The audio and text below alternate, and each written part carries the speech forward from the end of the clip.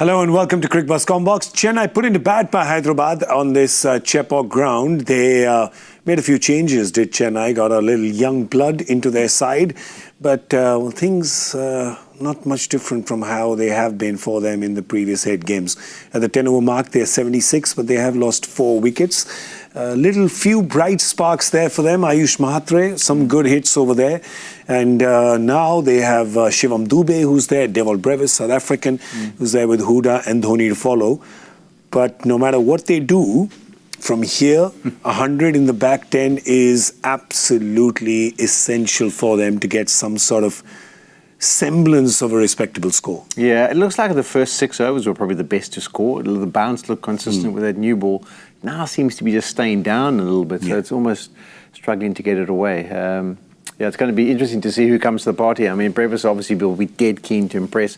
Dube would love to get some runs. He hasn't had the greatest of seasons so far. Dhoni, is he next in, or is Huda coming? We'll have to We'll hear it. If Dhoni's in next, we'll hear it from the window, even though we're, 2,000 kilometers away.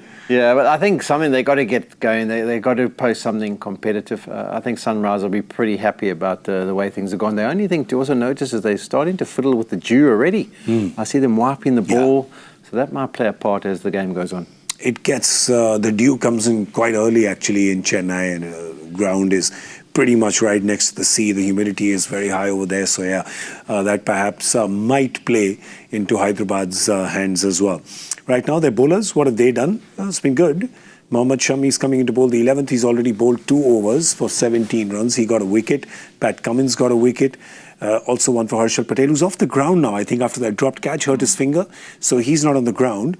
Pat Cummins still has 5 bowlers here. He can also get an over out of Abhishek if he wants. So I don't think he'll be that worried per se with the over quota, but we will be worried if one of your death bowlers doesn't come back on the field soon. Yeah, I think the key though is Mendes has been able to do a job, hasn't he? 2 overs, 1 for 6. You know, when you see him get picked, you think, okay, maybe a bowl an over or 2, but you don't think 1 for 6 and 2 overs. So that's been pretty impressive. What's happening with this catcher? I've got a theory. I reckon in the dressing room, it's butter chicken and buttered popcorn.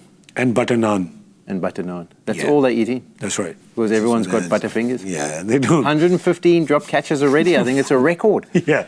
Oh, man, what's going on? Bowlers, you know, it's hard enough as it is. Just take the catches, please. I always thought that it's easier to just put the ball in butter. So I thought maybe the ball is being dipped in butter, and that's why because everyone's hands can't be that full of butterfingers. Yeah, but it has been quite shocking, the number of catches that have been dropped.